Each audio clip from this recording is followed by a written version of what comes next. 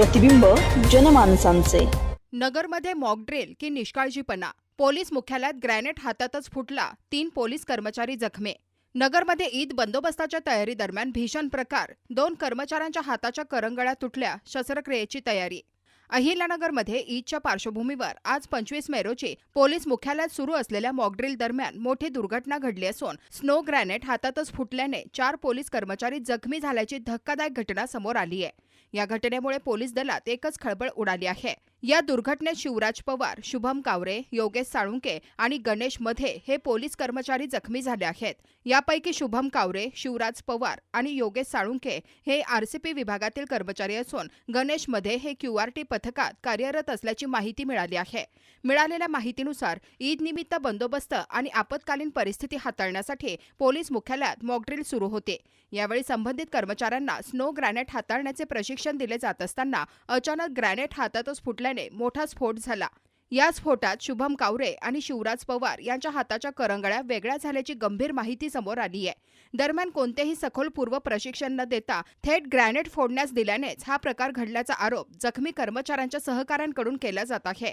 या दुर्घटनेमुळे पोलीस प्रशासनाच्या प्रशिक्षण पद्धतीवर गंभीर प्रश्नचिन्ह उपस्थित होत आहे। कसं होतं की आमच्या दरवेळची जी प्रॅक्टिस चालते ग्राउंडला मॉब डिस्पोजलची, जमा विसर्जन जे आम्ही दरवेळेस घेत असतो, आमचा सरावच असतो तो। आता बकरीद निमित्ताने आम्ही पूर्ण जिल्ह्यामध्ये तो सराव घेत होतो। इतर ठिकाणी पण सगळ्या ठिकाणी जमाव झाल्या, विसर्जनचा प्रॅक्टिस झाली आमची। आज आरसीपी 1 आणि 2 क्यूआरटी यांचा संयुक्तरित्या आम्ही सराव घेतला।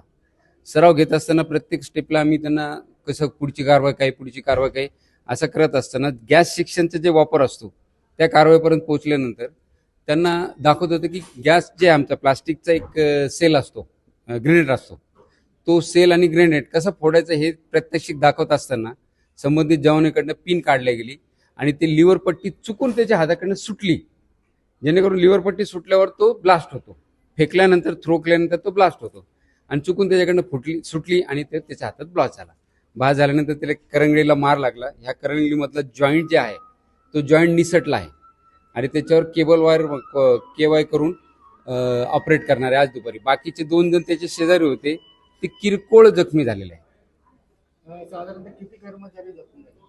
3। नवीन बातम्या आणि ताज्या घडामोडींसाठी आजच आपल्या चॅनलला सबस्क्राईब करा।